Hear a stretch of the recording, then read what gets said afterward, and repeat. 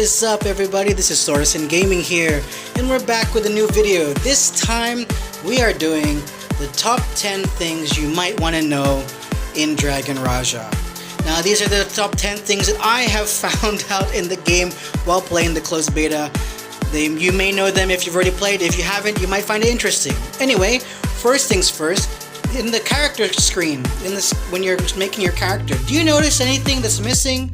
That's right, there is no delete option. So make sure that when you're making your characters, you know what you're gonna be, because changing class is expensive, which I will get into later.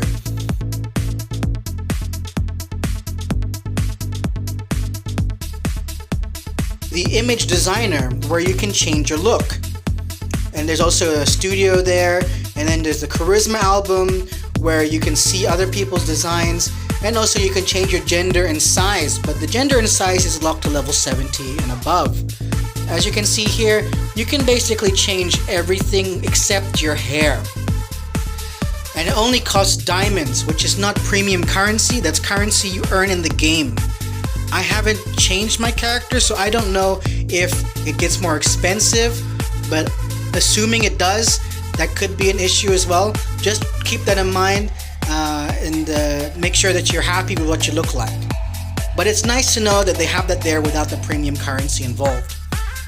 Next thing on the list is, of course, the class transfer system. So you can change your class on your main character. This does get more expensive, which you will see here. The more you swap, the more it costs. The first payment is 300,000 for the first time.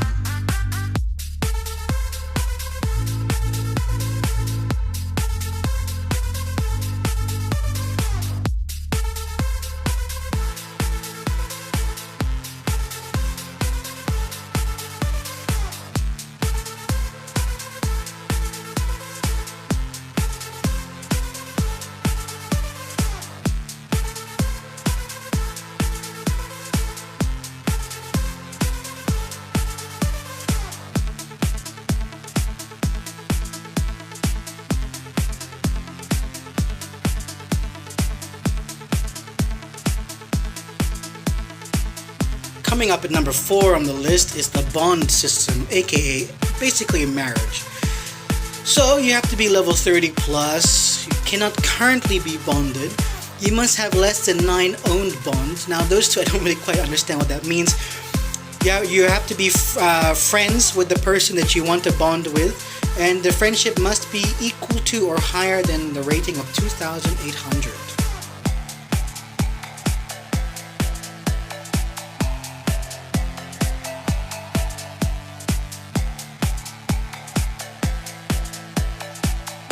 Here we have the mentorship program. Basically, you go there as a 2-man team. The apprentice has to be level 35 and above. The mentor has to be equal to or higher than the level of the apprentice. Apprentices have to have no current mentors, and the mentor has to have less than 5 apprentices. And they must not actively sever the mentorship relationship within 24 hours. Moving right along, this one is involving the chat.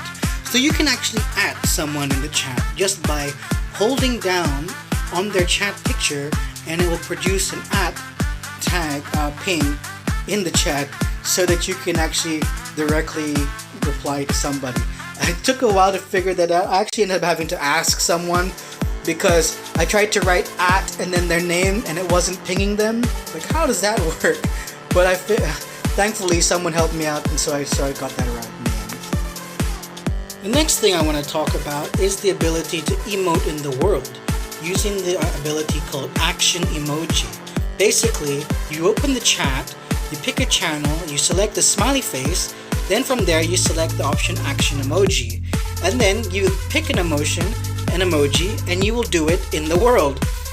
Now, a lot of people may not actually realize that, because it took me a while to figure out how to do emotes in the world, so I thought I'd share that. It's pretty good to know, and it's pretty fun.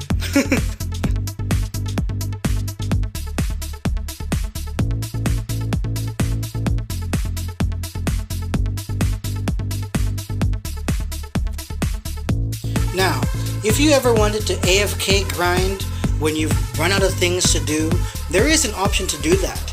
If you go look in the top left corner of your screen, there is an option very small called Train.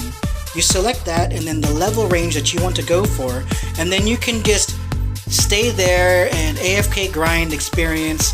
Basically, a repeatable quest will appear where you have to kill 25 monsters over and over again.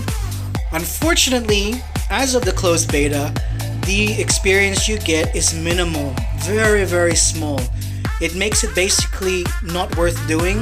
I mean, sure, I like to say that any experience is better than no experience, but I really hope that come launch, they buff that to make it a lot better, more experience to be gained. Next thing we're going to talk about is something that I had seen people do a lot of, but I had no idea how to do it, which is the passion hug. Basically, you click on the icon of the person that you've selected, and from there, you select the option passion hug. It's a lot of fun. I had someone do that to me the other day, and then they tried to abduct me. It's very funny. And then there's the option for air kissing, which you cannot do unless you have a very high friendship with that person. So yeah, I think that's really cool. Very nice, to be able to hang out with the other person and do something like that you cannot do in a lot of any other MMOs out there.